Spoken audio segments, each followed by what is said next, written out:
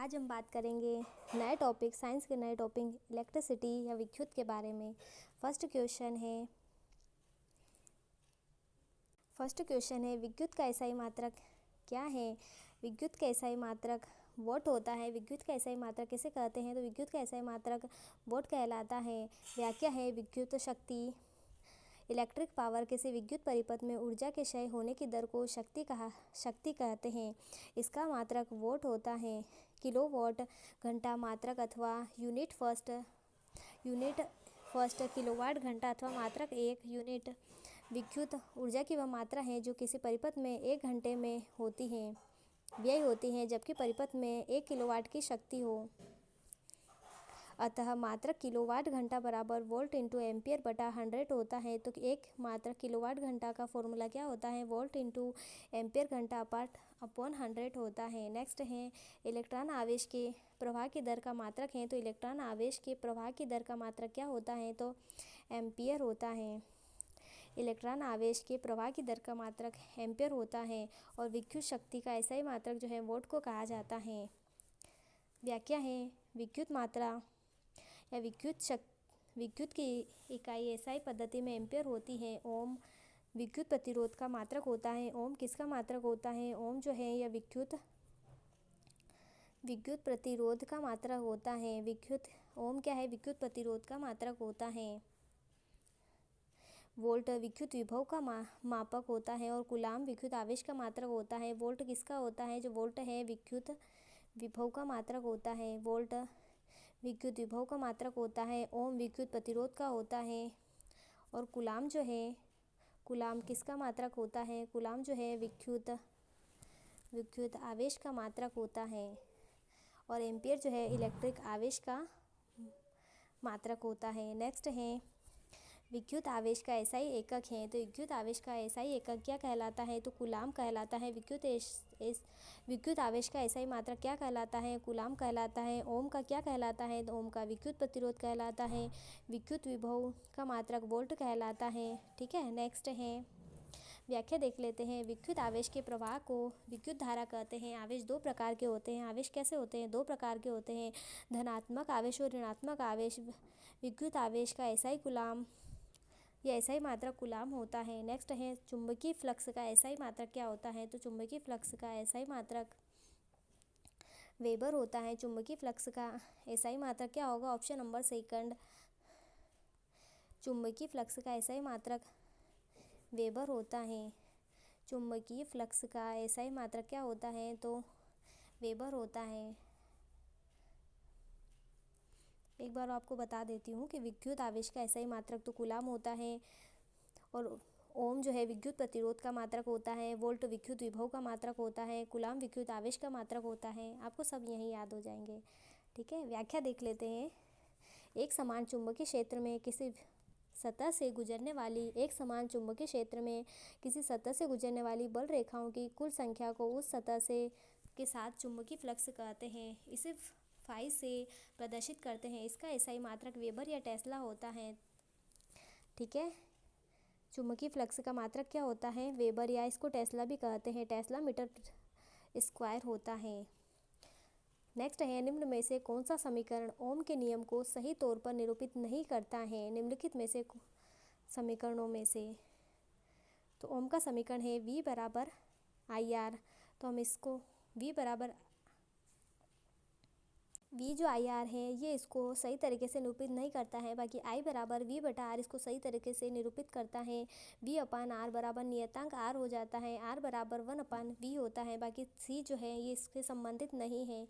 व्याख्या देख लेते हैं। ओम का नियम किसी चालक प्रवाहित विद्युत धारा का मान उसके सिरों पर लगे हुए विभवांतर के अनुपाती होता है, जबकि ताप स्थिर रहे। अगर ताप स्थिर रखें तो V बराबर IR जो है ये होता है। नेक्स्ट है निम्नलिखित में से किसके लिए ओम का नियम लागू नहीं होता है। शायद इसमें ये वाला ऑप्शन गलत हो सकता है, ये इससे संबंधित नहीं है। बाकी ये भी इससे संबंधित है, ये भी सही है, ये भी सही है। इसको एक बार आप देख लेना, क्योंकि मेरे हिसाब से अगर इसका भी सूत्र जो है V बराबर IR है तो ये भी सही है, ये भी सही है, पर ये शायद सही नहीं है। ठीक है, नेक्स्ट है, और इसकी यहाँ पर शायद इसकी व्याख्या भी सही नहीं दे रखी है। नेक्स्ट है निम्नलिखित में से किसके लिए ओम नियम लागू नहीं होता है। तो ओम का नियम जो है चालक के लिए जब तापमान में परिवर्तन होता है तब ओम का नियम लागू नहीं होता है। ओम का नियम ऐसे परिपथ पर लागू होता है, चालक पर होता है, अर्धचालक पर होता है, पर ओम का नियम जो है चालकों के लिए जब तापमान में परिवर्तन होता है उस पर लागू नहीं होता है। मेरे हिसाब से तो ये वाला गलत है, बाकी तीनों सही है, फिर भी आप एक बार कन्फर्म कर लेना। ठीक है, नेक्स्ट है ओम का नियम व्याख्या करता है। तो ओम का नियम किसी तार से धारा के प्रवाहित होने की व्याख्या करता है। ओम का नियम क्या कहलाता है, जब किसी तार से धारा प्रवाहित होती है तो ओम के नियम की व्याख्या करता है। और यह कहाँ लागू होता है, लागू नहीं होता, सॉरी, तो ये ना चालक के लिए जब तापमान में परिवर्तन होता है तो ये यहाँ लागू नहीं होता, बाकी सभी में लागू होता है। नेक्स्ट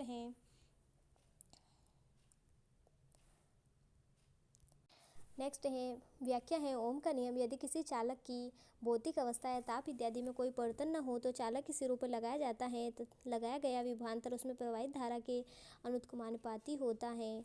नेक्स्ट है किसी धातु के तार में प्रवाहित विद्युत धारा व उसके सिरों के बीच विभवांतर में परस्पर संबंध का सर्वप्रथम पता लगाया था। तो किसने लगाया था, ओम ने लगाया था कि किसी तार में प्रवाहित विद्युत धारा और उसके सिरों के बीच जो विभवांतर का परस्पर संबंध का पता किसने लगाया था, तो ओम ने लगाया था।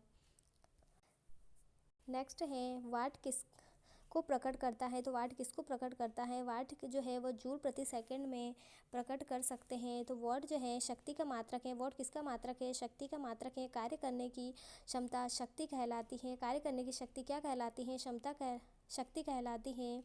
इसका मात्रक जूल प्रति सेकंड भी होता है। तो वाट का मात्रक क्या होता है, वाट का मात्रक होता है जूल प्रति सेकंड में भी होता है।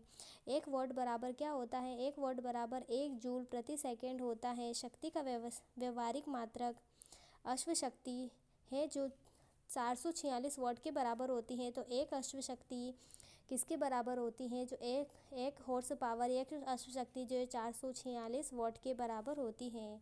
नेक्स्ट है 100 वाट का बिजली का बल्ब 10 घंटे जलता है। 100 वाट का बिजली का बल्ब अगर 10 घंटे जलता है तो 5 रुपये प्रति यूनिट की दर से रुपए खर्च होंगे। तो कितने रुपए खर्च होंगे, 5 रुपये खर्च होंगे। एक यूनिट बराबर क्या होगा, तो एक यूनिट बराबर वाट। तो वाट कितने हैं, 100 वाट, फिर इंटू घंटा कितना हो गया, 10 घंटे। ये 10 घंटे इंटू दिन कितने हुए, प्रति यूनिट 1 दिन बटा 1000। 1000 में 3 शून्य से 3 शून्य चली जाएगी तो कितना बचेगा, 1 रुपया। तो 1 रुपये में कितनी होगी, तो 5 यूनिट खर्च होगी, 5 रुपये खर्च होंगे। ठीक है, 1 यूनिट की दर कितनी है, 5 रुपये है, तो 5 रुपये की विद्युत खर्च होगी। नेक्स्ट है यदि 100 वाट तथा 10 बल्ब प्रतिदिन 1 घंटा जलते हैं तो प्रतिदिन विद्युत ऊर्जा के उपभोग का मान होगा। तो कितना होगा, 1 यूनिट होगा। विद्युत ऊर्जा व्यय विद्युत ऊर्जा वाट कितने हैं, 100 वाट है। घंटे कितने हैं, 1 घंटा है। बल्ब कितने हैं, 10 हैं। तो आप इसमें इसका गुणा करेंगे तो तीनों से तीनों शून्य कट जाएंगे तो कितना बचेगा, 1 यूनिट बचेगा। इसका सूत्र आप याद रख लेना। विद्युत ऊर्जा का सूत्र है या यूनिट का सूत्र है वाट इंटू घंटा इंटू बल्ब इंटू 1000 है। आप 1000 का इंटू करना है, 1000 का इसको भाग देना है इसमें, वाट घंटा बल्ब इंटू 1000 में। ये बल्ब की जगह यहाँ पे दिन आ जाएगा कि 1 यूनिट का सूत्र कितना होता है, यूनिट बराबर वाट इंटू घंटा इंटू दिन इंटू 1000 का वो करना है, आपको भाग देना है। नेक्स्ट है 100 वाट का एक विद्युत बल्ब 6 घंटे प्रतिदिन काम लिया जाता है। बल्ब द्वारा एक दिन में व्ययित ऊर्जा किलोवाट में है तो कितनी है, 0.60 किलोवाट हावर्स हो जाएगी। नेक्स्ट है यदि 100 वाट का एक बल्ब प्रतिदिन 5 घंटे जलता है तो 30 दिन में 50 पैसे प्रति यूनिट की दर से कितना खर्च होगा, तो 7.50 रुपये खर्च होंगे। व्यय ऊर्जा या यूनिट में जो है वाट कितने वाट है, तो 100 वाट है। उसके बाद 5 घंटे, उसके बाद 30 दिन, और बल्ब कितने हैं, 1 है। तो 1000 का गुणा कर दिया तो 2 शून्य से 2 शून्य चले गए। ठीक है, और 5 एकम 5, 5 दूनी 10 और 15, तो कितने हो जाएंगे, 5 3 15 यूनिट हो जाएगा। और 15 यूनिट्स में कितने पैसे लगते हैं, तो 50 पैसे से समथिंग 7.50 रुपये आ जाएंगे। नेक्स्ट है प्रतिदिन 8 घंटे जलाने पर 100 वाट के 10 लैंपों की मासिक खपत क्या होगी, तो प्रतिदिन 8 घंटे जलाने पर 100 वाट तो इसके मासिक खपत क्या होगी, 240 रुपये मात्रक होगा। ठीक है, तो 100 × 10 और कितने प्रतिदिन चलाए इन्होंने, 8 घंटे प्रतिदिन चलाए और 1000 है तो इसका 8 यूनिट सही आंसर आ जाएगा। अगर एक दिन में 8 यूनिट खर्च होती हैं तो 30 दिन में कितनी यूनिट खर्च होगी, तो 8 में 30 का मल्टीप्लाई कर देंगे तो 240 यूनिट हो जाएगी। नेक्स्ट है, एक 60 वॉट का बल्ब प्रतिदिन 5 घंटे प्रयोग किया जाता है तो 30 दिन में कितने यूनिट बिजली खर्च होगी, तो 30 दिन में 9 यूनिट बिजली जो है खर्च होगी। नेक्स्ट है, 2000 वॉट के हीटर को आधे घंटे काम में लिया जाता लेने पर व्यय हुई विद्युत ऊर्जा होगी, तो 1 यूनिट होगी। 2000 वॉट का एक हीटर है, अगर उसका आधे घंटे काम लेते हैं तो उसकी यूनिट कितनी खर्च होगी, तो 1 यूनिट खर्च होगी। नेक्स्ट है, 2 एंगस्ट्राम या 2 एम्पियर की धारा 1 यूनिट द्वारा 5 मिनट के लिए लीटर के ली जाती है, तो 2 एम्पियर की धारा 1 यूनिट द्वारा 5 मिनट के लिए ली जाती है, तो परिपथ में बहने वाली विद्युत आवेश की मात्रा कितनी होगी, तो 600 कूलाम होगी। ठीक है, माना आवेश की मात्रा कितनी है, 100 कूलाम है, तो 1 एम्पियर बराबर कितना होगा, 1 कूलाम बटा 1 सेकेंड होगा,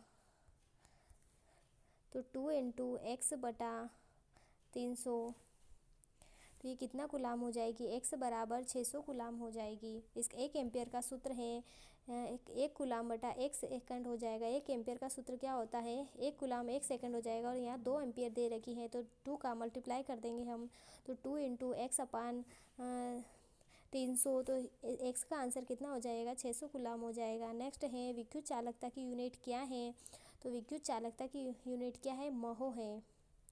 महो जो है वह विद्युत चालकता की यूनिट है। नेक्स्ट है, व्याख्या है, पदार्थों द्वारा विद्युत धारा संचालित करने की क्षमता की माप को विद्युत चालकता कहते हैं। पदार्थों द्वारा जो विद्युत धारा संचालित करने की क्षमता की माप को विद्युत चालकता कहते हैं। इसका मात्रक महो होता है। नेक्स्ट है, 200 वोल्ट के 1 वोल्ट तथा जनित्र को 40 वोल्ट के बल्ब से जोड़ा जाए तो बल्ब में प्रवाहित धारा का मान होगा कितना होगा, 0.2 एम्पियर होगा। तो व्याख्या है, वोल्ट बराबर वोल्ट इंटू एम्पियर है, तो वोल्ट का सूत्र क्या है, वोल्ट इंटू एम्पियर है। एम्पियर बराबर 40 वोल्ट अपान 200 वोल्ट, तो 1/5 या 0.2 एम्पियर आंसर आ जाएगा इसका। ठीक है, नेक्स्ट है, light emitting diode LED lamp compact fluorescent lamp CFL की तुलना में अधिक लंबी सेवा प्रदान करता है।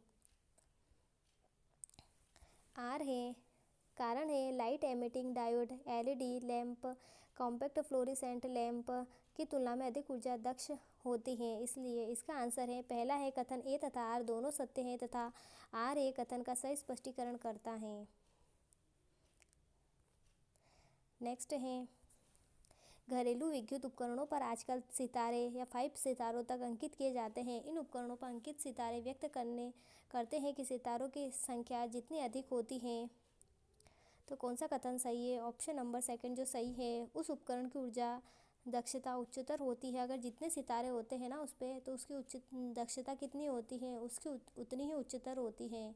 नेक्स्ट है, निम्नलिखित में से कौन सा विद्युत का अच्छा सुचालक है, जो चांदी है ये विद्युत का क्या है, सबसे अच्छा सुचालक है। व्याख्या है, जिन पदार्थों से होकर विद्युत आवेश सरलता से प्रवाहित होता है उन्हें सुचालक कहते हैं, जैसे लगभग धातुएं, अम्ल क्षार, लवणों के जलीय विलयन, मानव शरीर आदि विद्युत सुचालकों के पदार्थों के उदाहरण है। चांदी सबसे अच्छा सुचालक है, उसके बाद कौन है, तांबा है, फिर एल्यूमिनियम है, आदि चालक के अग्रणी उदाहरण है। चांदी, तांबा, एल्यूमिनियम चालकता। अगर आपसे चांदी ना पूछे, अगर ऑप्शन में चांदी सही, ऑप्शन में अगर चांदी नहीं हो तो आप उस पर सही आंसर तांबा लगा देना। ठीक है, नेक्स्ट है माइक्रोवेव ओवन। माइक्रोवेव ओवन में जिस माइक्रोवेव ट्यूब का प्रयोग होता है वह है तो मैग्नेट्रॉन ट्यूब का यूज़ किया जाता है। माइक्रोवेव में किसका यूज़ किया जाता है, तो माइक्रोवेव में म से मैग्नेट्रॉन ट्यूब का यूज़ किया जाता है। तो माइक्रोवेव में किसका यूज़ किया जाता है, तो माइक्रोवेव में मैग्नेट्रॉन ट्यूब का यूज़ किया जाता है। नेक्स्ट है, जलते हुए विद्युत बल्ब के तंतु का ताप सामान्यतः होता है। तो जलते हुए विद्युत बल्ब के तंतु का सामान्यतः ताप 2000 एंगस्ट्रॉम 2000 डिग्री सेल्सियस से 2500 डिग्री सेल्सियस होता है। जलते हुए विद्युत बल्ब के तंतु का सामान्य तापमान कितना होता है? तो 2000 डिग्री सेल्सियस से 2500 डिग्री सेल्सियस के मध्य होता है। नेक्स्ट है परम शून्य तापमान पर अर्धचालकों में विद्युत प्रतिरोध हो जाता है तो अनंत हो जाता है। परम शून्य तापमान पर अर्धचालकों में विद्युत प्रतिरोध कैसा हो जाता है? तो अनंत हो जाता है। व्याख्या है अर्धचालक सेमीकंडक्टर जो क्या करते हैं, विद्युत चलन की क्षमता के आधार पर अर्धचालक वे पदार्थ होते हैं जिनकी प्रतिरोधकता चालकों एवं कुचालकों के मध्य होती है। तो अर्धचालक क्या होते हैं? ना तो पूरे तरह से चालक होते हैं और न पूरी तरीके से कुचालक होते हैं। आधे चालक होते हैं और आधे जो है कुचालक होते हैं। जैसे जर्मेनियम व सिलिकॉन, सेलेनियम तथा मिश्र धातु गैलियम आर्सेनाइड इत्यादि अर्धचालक पदार्थ है। अर्धचालक पदार्थ कौन है? एक तो जर्मेनियम है, सिलिकॉन को भी अर्धचालक कहा जाता है, सेलेनियम को भी अर्धचालक कहा जाता है तथा गैलियम आर्सेनाइड को भी क्या कहा जाता है? अर्धचालक कहा जाता है। इनकी प्रतिरोधकता घटती जाती है तथा अर्थात चालकता बढ़ती है। इनकी प्रतिरोधकता क्या है? घटती है व चालकता बढ़ती है। परम शून्य ताप 0 केल्विन के निकट अर्धचालक पूर्णतः कुचालक हो जाता है। तो अर्धचालक कब पूर्णतः कुचालक हो जाता है? तो परम शून्य ताप या 0 केल्विन पर जो है अर्धचालक पूर्णतः कुचालक होता है, अर्थात उनकी चालकता शून्य व प्रतिरोधकता अनंत होती है। परम शून्य ताप पर एक अर्धचालक एक चालक की भांति व्यवहार करता है। नेक्स्ट है अर्धचालक की चालकता 0 केल्विन 0 डिग्री केल्विन ताप पर होती है। तो कितनी होती है? 0 होती है। अर्धचालक की चालकता 0 केल्विन ताप पर कितनी होगी? तो 0 केल्विन ताप पर 0 होगी या 0 होगी। नेक्स्ट है डेजर्ट कूलर द्वारा शीतलन किस पर आधारित होता है? तो डेजर्ट कूलर द्वारा जो शीतलन है वायु पुनर्जलीकरण पर आधारित होता है। तो कूलर क्या देता है हमको? हवा देता है, तो वायु पुनर्जलीकरण पर आधारित होता है। नेक्स्ट है भारत में एसी धारा की आवृत्ति क्या है? तो भारत में एसी धारा की आवृत्ति 50 हर्ट्ज है। भारत में एसी धारा की आवृत्ति कितनी है? तो 50 हर्ट्ज है। व्याख्या है हमारे घरों में जो विद्युत सप्लाई की जाती है 220 वोल्ट पर प्रत्यावर्ती धारा होती है। 220 पर क्या होती है? प्रत्यावर्ती धारा होती है। इसकी आवृत्ति 50 हर्ट्ज होती है। घरों में घरेलू सप्लाई 5 एम्पियर तथा पावर लाइन 50 एम्पियर तक की होती है। नेक्स्ट है भारत में एसी मुख्य विद्युत धारा की आवृत्ति होती है। तो कितनी होती है? 60 साइकिल प्रति सेकंड होती है। भारत में एसी विद्युत धारा की आवृत्ति कितनी होती है? तो 60 साइकिल प्रति सेकंड के बराबर होती है। फोर्थ है 1 हेनरी की कुंडली में प्रेरित विद्युत वाहक बल 16 वोल्ट है। तो धारा में परिवर्तन की दर होगी तो 4 एम्पियर प्रति सेकंड होगी। 4 हेनरी की कुंडली में प्रेरित विद्युत वाहक बल कितना है? तो 16 है, तो उस धारा में परिवर्तन की दर कितनी होगी? तो 16 में 4 का भाग दिया तो 4 एम्पियर पर सेकंड होगी। नेक्स्ट है जब n प्रतिरोध प्रत्येक का मान R है को समांतर क्रम में जोड़ा जाता है तब परिणामी प्रतिरोध का मान X है। तब यही n प्रतिरोधों को श्रेणी क्रम में जोड़ा जाए तो कुल प्रतिरोध कितना होता है? तो n स्क्वायर X होगा। जब n प्रतिरोध को प्रत्येक का मान कितना है? R है, पहले तो उसको समांतर क्रम में जोड़ा गया तब परिणामी प्रतिरोध का मान कितना हो गया? X हो गया। जब यही n प्रतिरोधों को श्रेणी क्रम में जोड़ा जाए, फिर इसको क्या जोड़ा गया? श्रेणी क्रम में जोड़ा गया, तब प्रतिरोध का मान कितना होगा? तो n स्क्वायर X होगा। नेक्स्ट है एक समान चुंबकीय क्षेत्र में घूर्णन करती हुई कुंडली में प्रेरित विद्युत वाहक बल अधिकतम होगा। तो एक समान चुंबकीय क्षेत्र में घूर्णन करती हुई प्रेरित विद्युत वाहक बल का अधिकतम मान कब होगा? तो कुंडली से जुड़े फ्लक्स में परिवर्तन की दर अधिकतम होती है। तो कुंडली से जुड़े फ्लक्स जो है कुंडली से जुड़े फ्लक्स में परिवर्तन की दर क्या होती है? अधिकतम होती है। कुंडली से जुड़ा फ्लक्स अधिकतम होगा, ये तो गलत होगा। कुंडली से जुड़े फ्लक्स में परिवर्तन की दर न्यूनतम होती है, तो नहीं होती है। उपयुक्त में से कोई नहीं, तो तीसरा ऑप्शन सही हो जाएगा। कुंडली से जुड़े फ्लक्स में परिवर्तन की दर क्या होती है? अधिकतम होती है, जब एक समान चुंबकीय क्षेत्र होता है तब। नेक्स्ट है, किसी विद्युत धारावाही सीधे लंबी परिनालिका के भीतर चुंबकीय क्षेत्र जो है, किसी विद्युत धारावाही या सीधी लंबी परिनालिका के भीतर विद्युत क्षेत्र क्या होता है? सभी बिंदुओं पर समान होता है। किसी विद्युत धारावाही या सीधी परिनालिका के भीतर चुंबकीय क्षेत्र क्या होता है? सभी बिंदुओं पर क्या होता है? समान होता है। नेक्स्ट है, एक फ्यूज तार में मुख्य रूप से क्या होना चाहिए? एक फ्यूज तार में मुख्य रूप से अल्प गलनांक तथा उच्च प्रतिरोध होना चाहिए। एक फ्यूज तार में क्या होना चाहिए? तो एक फ्यूज तार में अल्प गलनांक व उच्च प्रतिरोध होना चाहिए। इसको हम ऐसे समझ सकते हैं कि भाई अगर गलनांक ज़्यादा होगा तो फ्यूज़ तार में आग लग सकती है, इसलिए इसका गलनांक तो कैसा होना चाहिए? कम होना चाहिए, और प्रतिरोध उच्च होना चाहिए। अगर हमें प्रतिरोध अगर ज़्यादा होगा, प्रतिरोध अगर कम होगा तो हमें सही से इलेक्ट्रिसिटी नहीं मिल पाएगी। इसलिए फ्यूज़ तार में जो क्या है, गलनांक, अल्प गलनांक व उच्च प्रतिरोध होना चाहिए। उसको रोकने के लिए उच्च प्रतिरोध होना चाहिए।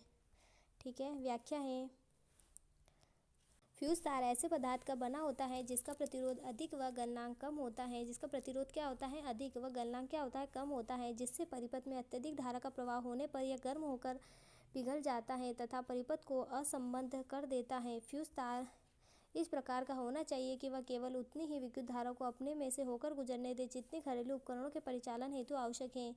आवश्यक स्तर से अधिक धारा के प्रवाहित होने पर फ्यूज तार गर्म होकर पिघल जाता है। अतः गलनांक तार उस धातु की बनी होती है जिसका गलनांक क्या होता है? कम होता है, तो उसका गलनांक क्या होना चाहिए? अल्प, व प्रतिरोध क्या होना चाहिए? उच्च होना चाहिए।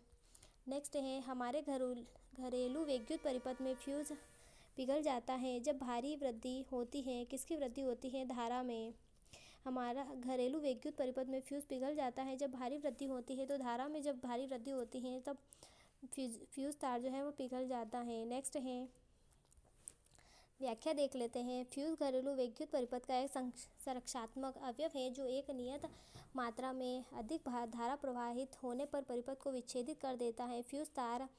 फ्यूज तांबा, टीन व सीसा की मिश्र धातु से बना होता है। फ्यूज तार किससे बना होता है? तो यह तांबा, टीन व सीसा की मिश्र धातु से मिलकर बना होता है। इसका गलनांक कम होता है। यह परिपथ के साथ श्रेणी क्रम से जोड़ा जाता है। विद्युत की वोल्टता अधिक बढ़ाने से वह पिघल जाता है, जिससे धारा के प्रवाह का रुक जाता है। नेक्स्ट है, फ्यूज तार बना होता है तो टीन शीशे की मिश्रित धातु का बना होता है। टीन व शीशे की मिश्र धातु का बना होता है। व्याख्या है,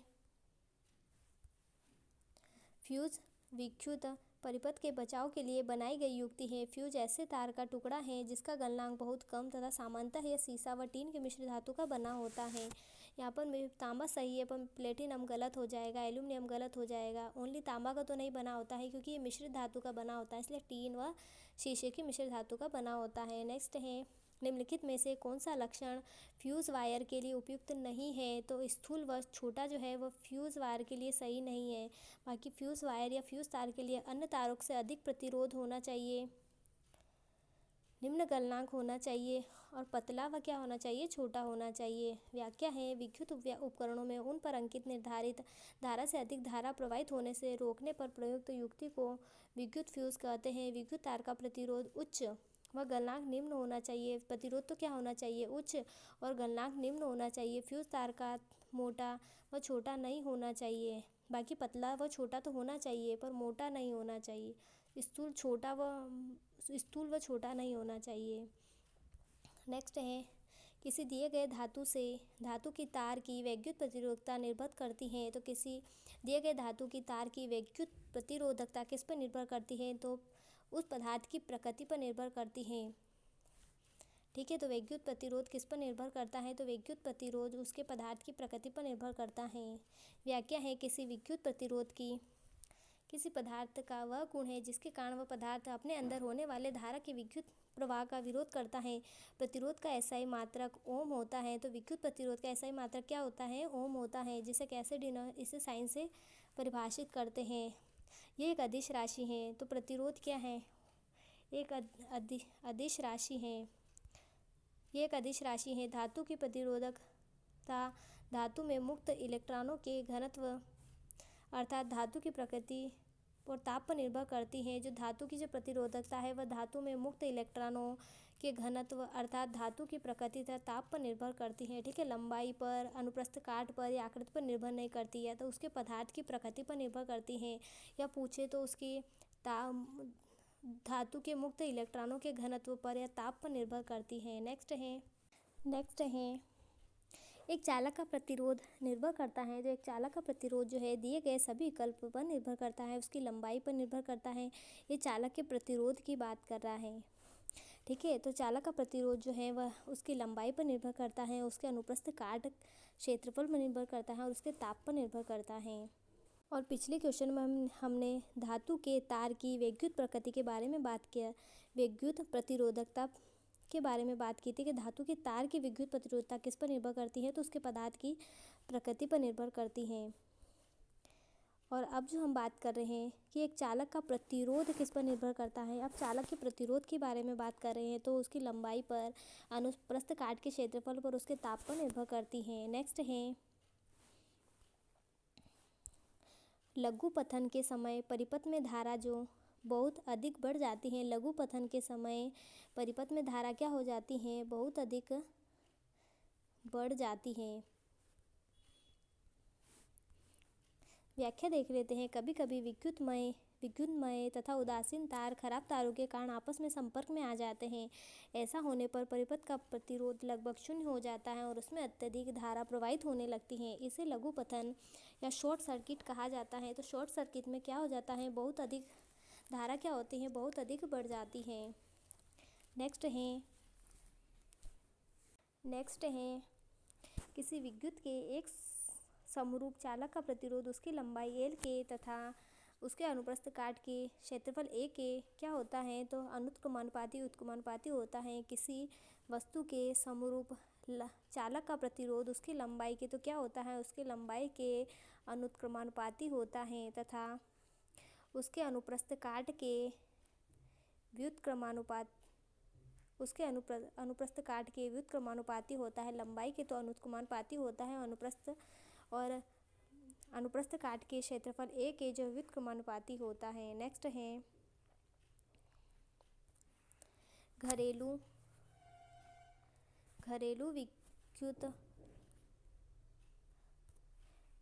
विद्युत युक्तियों को इस प्रकार संयोजित किया जाता है कि जिससे उनकी एक समान वोल्टता प्राप्त हो। तो घरेलू विद्युत युक्तियों को इस प्रकार संयोजित किया जाता है कि उनको एक समान वोल्टता प्राप्त हो, एक समान दिशा में भी नहीं। ठीक है, क्योंकि हमारे घर में वो धारा तो हमको सब जगह चाहिए होती है, इसलिए एक समान दिशा में भी नहीं, विद्युत ऊर्जा की खपत अधिक हो वो भी नहीं, विद्युत ऊर्जा की खपत नगण्य हो वो भी नहीं। सभी को क्या होनी चाहिए? एक समान वोल्टता प्राप्त होनी चाहिए ताकि शॉर्ट सर्किट ना हो। नेक्स्ट है घरों में उपयोग में होने वाले सूक्ष्म तरंग चूल्हों, माइक्रोवेव ओवन में निम्न में से कौन सा पद संबंधित नहीं है? तो रेडियो तरंगे जो हैं वह संबंधित नहीं है। बाकी घरों में उपयोग होने वाले सूक्ष्म तरंग चूल्हे या माइक्रोवेव में मैग्नेट्रॉन्स का यूज़ किया जाता है, विद्युत चुम्बकीय तरंगों का यूज़ किया जाता है व द्विविद्युतीय ऊष्मा का यूज़ किया जाता है। व्याख्या है माइक्रोवेव ओवन में रेडियो तरंगों की विशेष निश्चित आवृत्ति का उपयोग कर भोजन सामग्री में उपस्थित जलीय अणुओं को उत्तेजित किया जाता है। ये उत्तेजित कण कंपन कर ऊष्मा उत्पन्न करते हैं। ये ऊष्मा ओवन में भोजन को पकाती है। नेक्स्ट है विद्युत बल्ब में कौन सी गैस भरी होती है? तो विद्युत बल्ब में जो कौन सी गैस भरी होती है? विद्युत बल्ब में ऑर्गन गैस भरी होती है। व्याख्या है विद्युत बल्ब में कुछ दाब पर मुख्यतः अक्रिय गैस आर्गन 93% भरी होती है। साथ ही अल्प मात्रा में नाइट्रोजन गैस भी भरी होती है। इससे टंगस्टन धातु का तार बना होता है। तो विद्युत बल्ब में किसका तार होता है? तो धातु जो टंगस्टन धातु का तार होता है। तथा कौन सी गैस होती है? तो आर्गन गैस होती है। नाइट्रोजन कितने % होती है आर्गन के साथ? तो नाइट्रोजन 7% होती है। नेक्स्ट है एयर कंडीशनर का क्या कार्य होता है?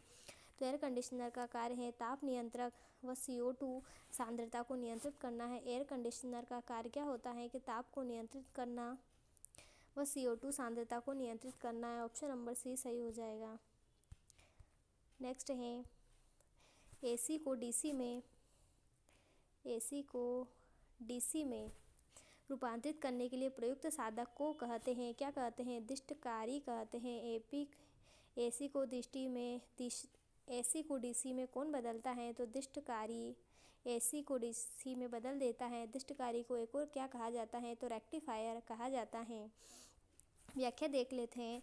दिष्टकारी या रेक्टिफायर ऐसी युक्ति है जो प्रत्यावर्ती धारा एसी को दिष्ट धारा डीसी में बदलने की कार्य करती हैं। तो एसी को डीसी में कौन बदलता है? तो एसी को डीसी में रेक्टिफायर या दिष्ट धारा बदलती है।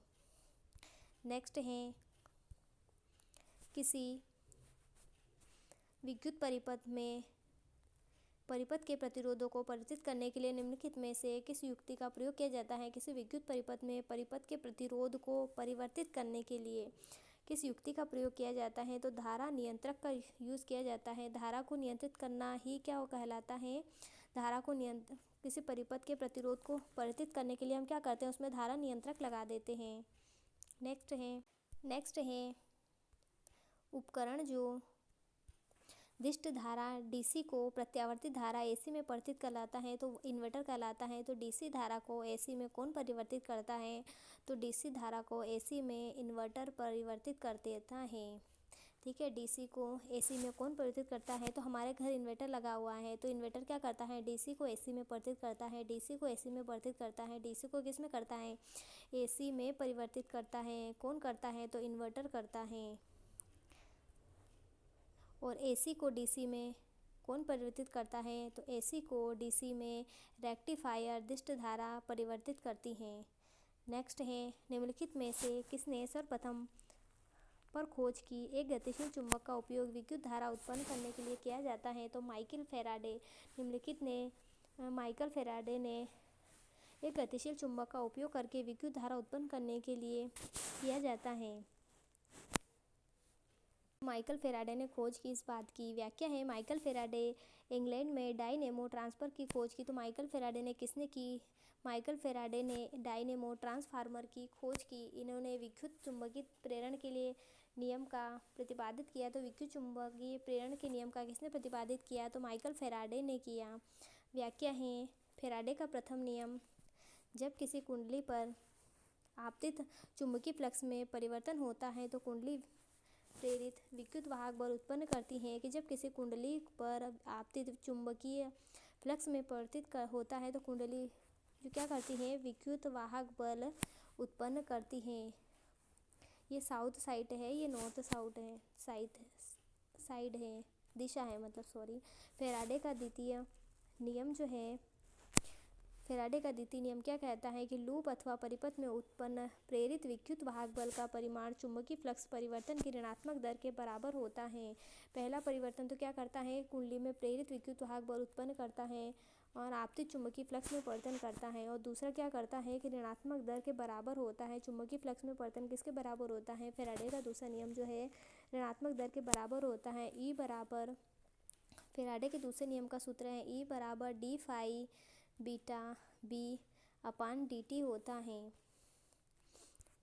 इस व्यंजक में ऋणात्मक चिन्ह यह प्रदर्शित करता है कि प्रेरित विद्युत वाहक बल सदैव चुंबकीय फ्लक्स परिवर्तन का विरोध करता है। यह नियम लेंज का नियम भी कहलाता है। तो E अल्फा डी फाई अपान dt हो जाता है। नेक्स्ट है निम्न में से कौन सा एक विद्युत मोटर का भाग नहीं है जो ए मीटर जो है वह विद्युत मोटर का भाग नहीं है। बाकी आर्मेचर जो है विद्युत मोटर का भाग है। दिक् परिवर्तन है और ब्रूश जो है यह विद्युत मोटर का भाग है। आर्मेचर, दिक् परिवर्तन और ब्रूश जो है वो विद्युत मोटर का भाग है। नेक्स्ट है व्याख्या देख लेते हैं। विद्युत धारा को एम्पियर में मापने के लिए एमीटर नामक यंत्र का प्रयोग किया जाता है। विद्युत धारा को एम्पियर में मापने के लिए किसका यूज़ किया जाता है? तो विद्युत धारा को एम्पियर में मापने के लिए किसका यूज़ किया जाता है? तो ए से एम्पियर को मापने के लिए एमीटर का यूज़ किया जाता है, नामक यंत्र का प्रयोग किया जाता है। इसे श्रेणी क्रम में लगाया जाता है। तो विद्युत धारा में एम्पियर को मापने के लिए कौन से क्रम में लगाया जाता है? तो श्रेणी क्रम में लगाया जाता है और एमीटर का यूज़ किया जाता है। नेक्स्ट है, निम्नलिखित में से कौन सा विद्युत रोधी नहीं है? जो चारकोल है ये विद्युत रोधी नहीं है। लाख विद्युत रोधी है, सीसा विद्युत रोधी है और एबोनाइट जो है ये विद्युत रोधी है। जो चारकोल है ये विद्युत रोधी नहीं है। व्याख्या है, जिन पदार्थों से होकर विद्युत धारा प्रवाहित नहीं होती उन्हें विद्युत रोधी कहते हैं।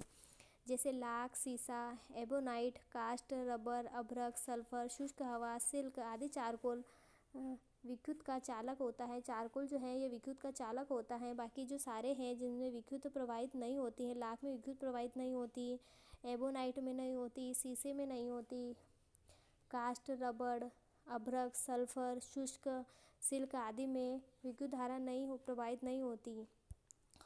और चारकोल जो है वह विद्युत का सुचालक है, ये चालक है जिसमें क्या होती है? विद्युत प्रवाहित होती है। नेक्स्ट है, घरों में लगी बिजली के मीटर विद्युत के व्यय का रिकॉर्ड रखते हैं। तो किस में रखते हैं? किलोवाट प्रति घंटे में या यूनिटों में इसका रिकॉर्ड रखते हैं।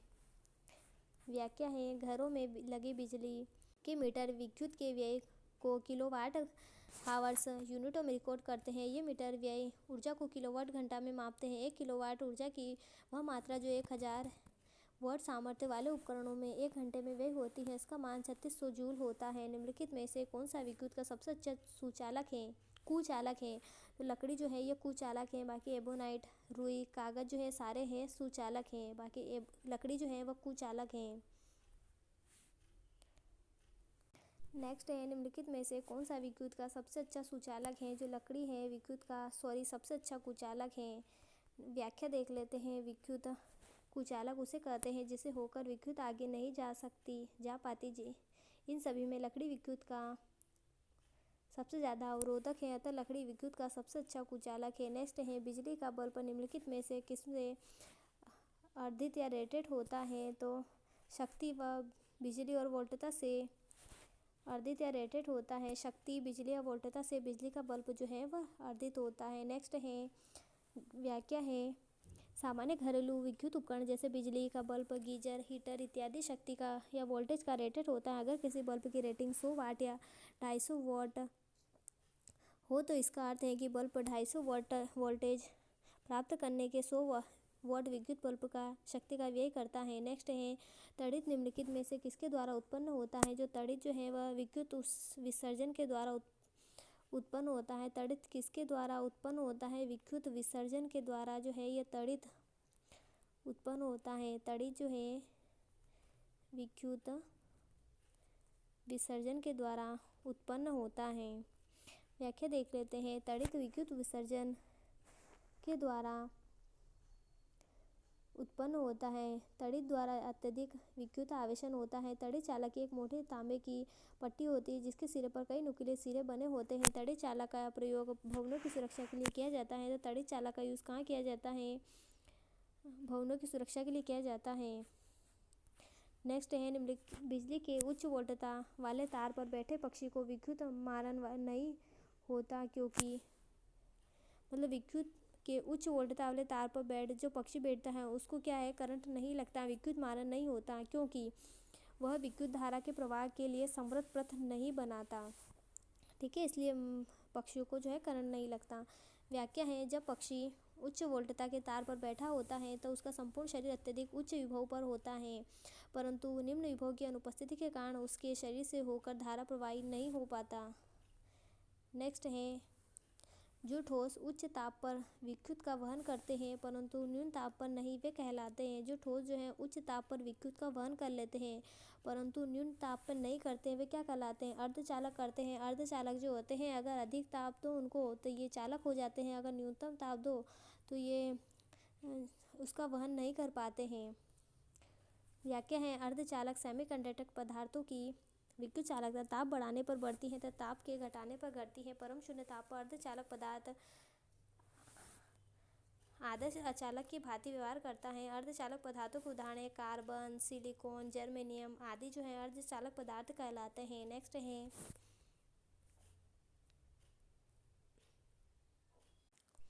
नेक्स्ट है निम्नलिखित में से कौन सा विद्युत का चालक जो है लवण जल जो है विद्युत का क्या है चालक है।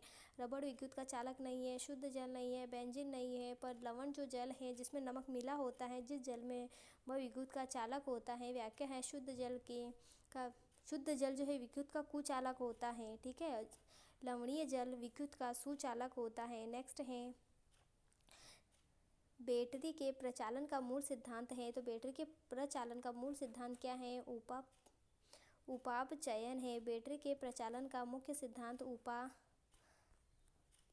है। व्याख्या है बैटरी विद्युत ऊर्जा का स्रोत है जिसे रासायनिक ऊर्जा से प्राप्त किया जाता है। बैटरी जो है विद्युत ऊर्जा का क्या है? एक स्रोत है जिसे रासायनिक ऊर्जा से प्राप्त किया जाता है। विद्युत अभियांत्रिकी एवं इलेक्ट्रॉनिक्स में दो या दो से अधिक विद्युत रासायनिक सेलों के संयोजन को बैटरी कहा जाता है। यह एक विद्युत रासायनिक सेल इलेक्ट्रोड तथा विद्युत अपघट्ट विलयन से निर्मित होता है तथा ऑक्सीकरण उपापचयन अभिक्रिया के द्वारा रासायनिक ऊर्जा को विद्युत ऊर्जा रूपांतरित करता है। निम्नलिखित में से कौन सर्वोत्तम विद्युत चालक है? जो चांदी है ये सर्वोत्तम विद्युत का क्या है? चालक है। व्याख्या है चांदी ऊष्मा के वह विद्युत की सबसे अच्छी सुचालक होती है। इसके बाद चालकता का घटता हुआ क्रम है। जो चांदी के बाद तांबा चालक है, उसके बाद जो है सोना है, सोने के बाद एल्यूमिनियम है। ठीक है, नेक्स्ट है बिजली का सुचालक है। तो बिजली कहाँ है? जो ग्रेफाइट में सुचालक होती है। बिजली का सुचालक है जो बिजली कहाँ होती है? ग्रेफाइट में सुचालक होती है। व्याख्या है ग्रेफाइट कार्बन का एक उपयोगी बहुरूप है। ग्रेफाइट में प्रत्येक कार्बन परमाणु 3 अन्य कार्बन परमाणु के साथ सहसंयोजी बंध द्वारा जुड़ा होता है। ग्रेफाइट में क्या होता है? ग्रेफाइट में 3 जो कार्बन परमाणु हैं वह ग्रेफाइट में प्रत्येक जो कार्बन परमाणु होता है वह 3 अन्य कार्बन परमाणु से मिलकर बना हो सहसंयोजी बंध द्वारा जुड़ा होता है। प्रत्येक कार्बन परमाणु के बाहरी कक्ष में उपस्थित 4 इलेक्ट्रॉनों में से 3 इलेक्ट्रॉन सहसंयोजी बंध बनाने में प्रयोग में लिए जाते हैं तथा प्रत्येक कार्बन परमाणु में चौथा इलेक्ट्रॉन स्वतंत्र होता है जो एक परमाणु के दूसरे परमाणु में स्थानांतरित हो सकता है।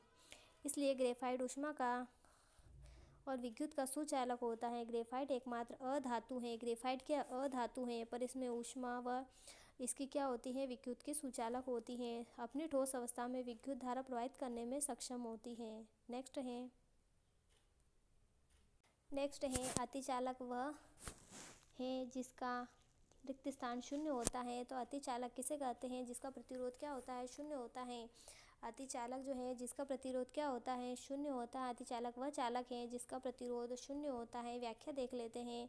कुछ पदार्थ अत्यंत कम ताप व पूर्णतः शून्य प्रतिरोधकता प्रदर्शित करते हैं। उनके इस गुण को अतिचालकता या सुपर कंडक्टिविटी कहते हैं। शून्य प्रतिरोधकता के अलावा अतिचालक की दशा में पदार्थ के भीतर चुंबकीय क्षेत्र भी शून्य हो जाता है जिससे मेसनर प्रभाव के नाम से जाना जाता है। नेक्स्ट है धारा तार कैसा होता है? धारा तार न्यूट्रल होता है। धारावाहक तार कैसा होता है? तो न्यूट्रल व उदासीन होता है। धारावाहक तार की प्रकृति न्यूट्रल होती है क्योंकि धारावाहक तार में इलेक्ट्रॉनों का लगातार प्रवाह होता रहता है। धारा की समाप्ति के साथ आवेश भी समाप्त हो जाता है। नेक्स्ट है तड़ित चालक बनाने के लिए प्रयुक्त धातु है।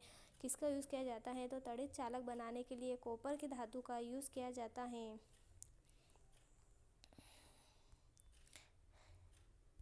व्याख्या है तड़ित चालक का एक धातु की चालक छड़ है जिसे ऊंचे भवन को आकाशीय विद्युत से रक्षा के लिए लगाया जाता है।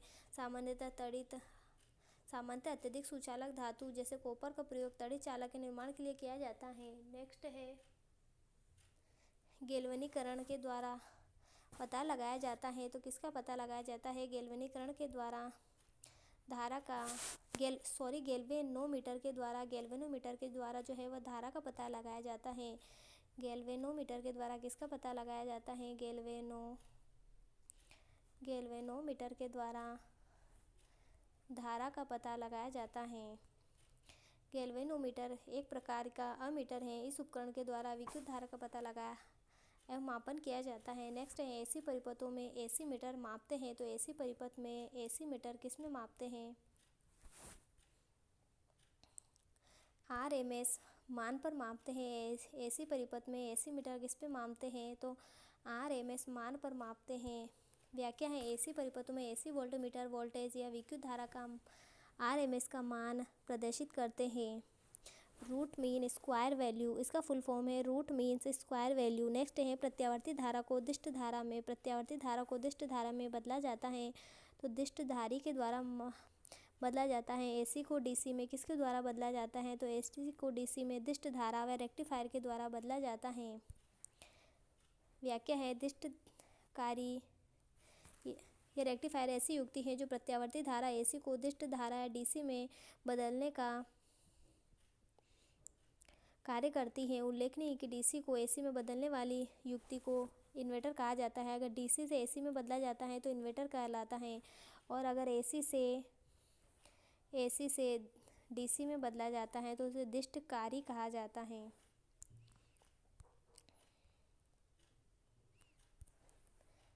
देखो, प्रत्यावर्ती धारा को हम अगर दिष्ट धारा में बदलते हैं तो किसके द्वारा बदलेंगे? हम दिष्टकारी के द्वारा बदलेंगे। अगर दिष्टकारी ना हो, प्रत्यावर्ती को दिष्ट धारा में कैसे बदलेंगे? दिष्टकारी के द्वारा बदलेंगे। ठीक है, अगर दिष्ट धारा ना हो, ये दिष्टकारी, ऐसे प्रत्यावर्ती को दिष्ट धारा में कैसे बदलेंगे? दिष्टकारी के बाद में बदलेंगे। तो आप ऐसे भी ध्यान रख सकते हैं। नेक्स्ट है परिणामित्र ट्रांसफार्मर का प्रयोग किया जाता है। परिणामित्र ट्रांसफार्मर का यूज़ एसी वोल्टता बढ़ाने के लिए किया जाता है। ट्रांसफार्मर का यूज़ किसके लिए किया जाता है? तो एसी की वोल्टता बढ़ाने के लिए किया जाता है। व्याख्या है परिणामित्र या ट्रांसफार्मर का प्रयोग एसी वोल्टता को घटाने या बढ़ाने के लिए किया जाता है। ट्रांसफार्मर केवल प्रत्यावर्ती धारा या विभवांतर के साथ कार्य करता है। ट्रांसफार्मर या परिणामित्र ऊर्जा शक्ति को उत्पन्न नहीं करता है, नई शक्ति का परावर्तन करता है। ट्रांसफार्मर का मुख्य उपयोग आवश्यकता अनुसार विद्युत शक्ति को अधिक वोल्टता या कम वोल्टता में बदलता है। नेक्स्ट है बिजली के बल्ब के फिलामेंट के निर्माण के लिए टंगस्टन का प्रयोग किया जाता है, क्योंकि इसका गलनांक बहुत उच्च होता है। टंगस्टन का गलनांक क्या होता है? बहुत उच्च होता है। टंगस्टन को हम W से डिनोट करते हैं।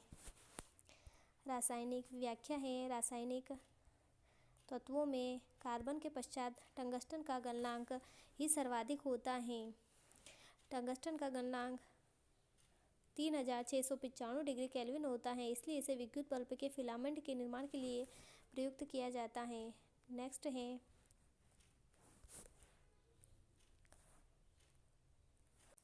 है एक विद्युत जनित्र निम्नलिखित में से किस सिद्धांत पर आधारित होता है? जो एक विद्युत जनित्र जो है ये विद्युत चुम्बकीय प्रेरण पर आधारित होता है। विद्युत जनित्र किस पर आधारित होता है? तो विद्युत जनित्र है विद्युत चुम्बकीय प्रेरण पर आधारित होता है। नेक्स्ट है स्वतंत्रता पूर्वक लटका हुआ एक दंड चुंबक सदा स्थिर होगा। तो कहाँ स्थिर होगा? स्वतंत्रता पूर्वक जो चुंबक है वह नॉर्थ व साउथ दिशा में स्थिर होता है।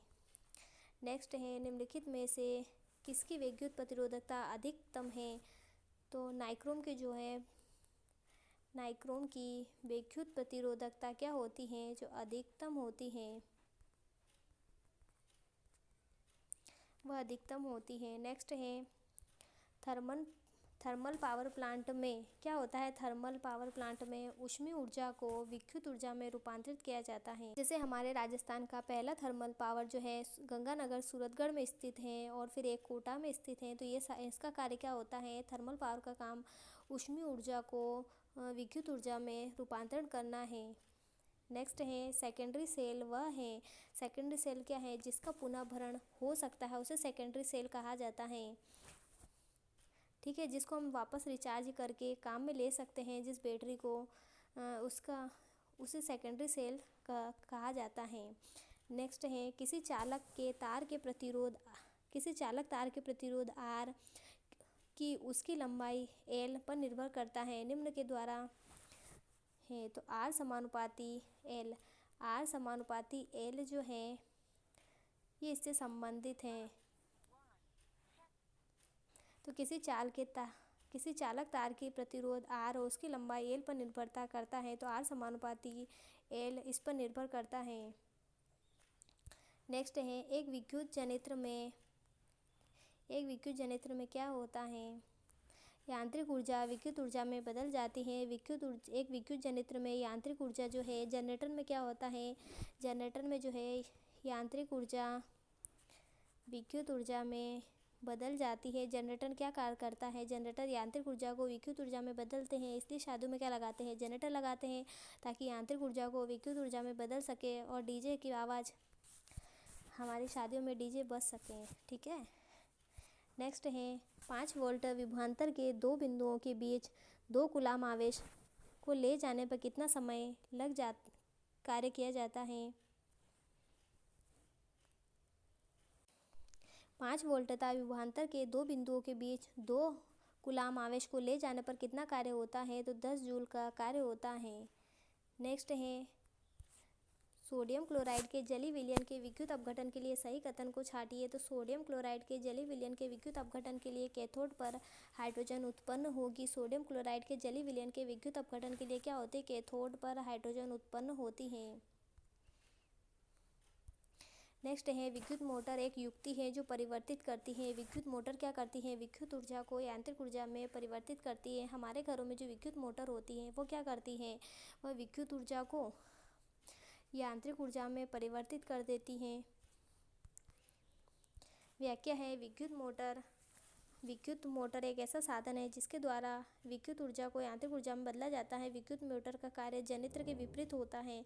इसका कार्य सिद्धांत चल कुंडली धारामापी के समान होता है। तो किसका कार्य चल कुंडली धारामापी के समान होता है, तो विद्युत मोटर का कार्य जब किसी कुंडली को चुंबकीय क्षेत्र में रखकर उसकी विद्युत धारा प्रवाहित की जाती है तो उसे एक बल युग्म कार्य करने के लिए लगता है। बल युग्म के कारण कुंडली चुंबकीय क्षेत्र में लगातार घूर्णन करती रहती है। नेक्स्ट है निम्न में से किस युक्ति में विद्युत ऊर्जा को यांत्रिक ऊर्जा में बदला जाता है। तो विद्युत मोटर क्या करती है, विद्युत मोटर जो है विद्युत ऊर्जा को यांत्रिक ऊर्जा में बदल देती है। जिससे क्या होता है, हमारे घर में पानी आता है, हमारे घर में पानी की मोटर होती है, वो क्या करती है, हम स्विच ऑन करते हैं, विद्युत जो वो क्या करती है कि स्विच ऑन करने के बाद विद्युत ऊर्जा को यांत्रिक ऊर्जा में बदल देती है। नेक्स्ट है विद्युत मोटर निम्न में से किस सिद्धांत पर कार्य करती है। विद्युत मोटर जो है विद्युत चुम्बकीय प्रेरण सिद्धांत पर कार्य करती है। विद्युत मोटर किस सिद्धांत पर कार्य करेगी, तो विद्युत चुम्बकीय प्रेरण सिद्धांत पर कार्य करती है। नेक्स्ट है विद्युत धारा उत्पन्न करने के लिए प्रयुक्त युक्ति कहलाती है। विद्युत धारा उत्पन्न करने वाली प्रयुक्त विधि जो है वह जनरेटर कहलाती है। तो विद्युत धारा किससे निकलेगी, भाई हम जनरेटर चलाएंगे तभी तो विद्युत धारा उत्पन्न होगी ना। तो विद्युत जनरेटर क्या करता है, यांत्रिक ऊर्जा को विद्युत में कन्वर्ट करता है जिससे हमें लाइट मिलती है। नेक्स्ट है कौन सा तत्व सर्वाधिक विद्युत ऋणात्मक है। जो फ्लोरीन जो है वह सर्वाधिक क्या होता है, विद्युत ऋणात्मक होता है। जो फ्लोरीन तत्व है वह सर्वाधिक विद्युत ऋणात्मक होता है। सर्वाधिक विद्युत धनात्मक तत्व क्या होता है, फ्रोंशियम होता है। विद्युत ऋणात्मक की बात करें तो फ्लोरीन होता है और विद्युत धनात्मक की बात करें तो फ्रोंशियम होता है। नेक्स्ट है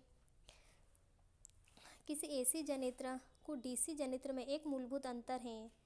एसी जनित्र व डीसी जनित्र में मूलभूत अंतर क्या है। एसी जनित्र में सर्पी वलय होते हैं। तो एसी जनित्र में क्या होते हैं, सर्पी वलय होते हैं। और डीसी जनित्र में दिक् परिवर्तक होते हैं। एसी में तो सर्पी होते हैं। एसी में क्या होते हैं, एसी में कौन होता है, तो एसी में सांप होता है, ध्यान रख लेना। एसी में कौन होता है, सांप होता है। तो एसी जनित्र में सर्पी वलय होते हैं और डीसी जनित्र में दिक् परिवर्तन होते हैं। डीसी जनित्र में दिक् परिवर्तन होते हैं। नेक्स्ट है व्याख्या देख लेते हैं। एसी जनित्र में चुंबकीय क्षेत्र में आर्मेचर को घुमाया जाता है जिससे कुंडली में के दोनों सिरों के मध्य प्रेरित विद्युत वाहक बल उत्पन्न होता है। आधे घूर्णन में धारा की दिशा दक्षिण अथवा आधे में वामावर्त होती है। अतः सर्पी वलय का प्रयोग कर प्रत्यावर्ती धारा प्राप्त की जाती है। डीसी जनित्र में एक ही दिशा में बहने वाली धारा की आवश्यकता होती है, अतः दिक् परिवर्तन का प्रयोग किया जाता है। आर्मेचर में दिशा परिवर्तन होते ही दिक् परिवर्तन में ब्रशों का संबंध एक भाग से हटकर दूसरे भाग में हो जाता है। अतः बाह्य पथ में धारा एक समान रहती है। अतः एसी जनित्र में सर्पी वलय व डीसी जनित्र में दिक् परिवर्तन का उपयोग करते हैं। अतः विकल्प 3 सही है। नेक्स्ट है डीसी जनरेटर में आर्मेचर में उत्पन्न विद्युत होती है, तो डीसी जनरेटर में आर्मेचर में उत्पन्न विद्युत कैसी होती है? तो डीसी में जनरेटर में आर्मेचर उपस्थित नहीं होता है, तो सेकंड वाला सही है कि ऐसी होती है। डीसी जनरेटर में आर्मेचर में उत्पन्न विद्युत कैसी होती है? तो एसी वाली होती है। नेक्स्ट है कौन सी युक्ति यांत्रिक ऊर्जा को विद्युत ऊर्जा में परिवर्तित करती है? तो कौन सी युक्ति यांत्रिक ऊर्जा को विद्युत ऊर्जा में परिवर्तित करते हैं? तो यांत्रिक ऊर्जा को विद्युत ऊर्जा में विद्युत जनरेटर या जनित्र उत्पन्न करते हैं। ठीक है, जिस हमें क्या मिलती है? विद्युत मिलती है। अगर यांत्रिक को विद्युत ऊर्जा में उत्पन्न करेंगे और विद्युत आएगी तो क्या होगा? विद्युत जनरेटर चल उठेगा। नेक्स्ट है विद्युत उपकरण में अर्थ का उपयोग लिए किया जाता है, तो सुरक्षा के लिए किया जाता है। तो विद्युत उपकरण में अर्थ का उपयोग किसके लिए किया जाता है? सुरक्षा के लिए किया जाता है। नेक्स्ट है विद्युत टेस्टर में कौन सा लैंप सूचक के रूप में उपयोग किया जाता है? तो नियॉन लैंप का यूज़ किया जाता है। तो अब विद्युत टेस्टर जो होता है उसमें नियॉन लैंप का यूज़ किया जाता है। नेक्स्ट है यदि 100 वाट का बल्ब 10 घंटे काम में लिया जाता है, यदि 100 वाट का बल्ब 10 घंटे काम में लिया जाता है तो बिजली की मात्रा खपत होगी तो कितनी होगी? 1 किलोवाट बराबर 1 इकाई यूनिट खर्च होगी। नेक्स्ट है विद्युत धारा की मात्रा को मापने के लिए निम्नलिखित में से कौन सा यंत्र का प्रयोग किया जाता है? विद्युत धारा की मात्रा को मापने के लिए अमीटर का यूज़ किया जाता है। अगर आपको विद्युत धारा मापनी है तो आप किसका यूज़ करेंगे? तो हम ए मीटर का यूज़ करेंगे। जय श्री महाकाल। धन्यवाद।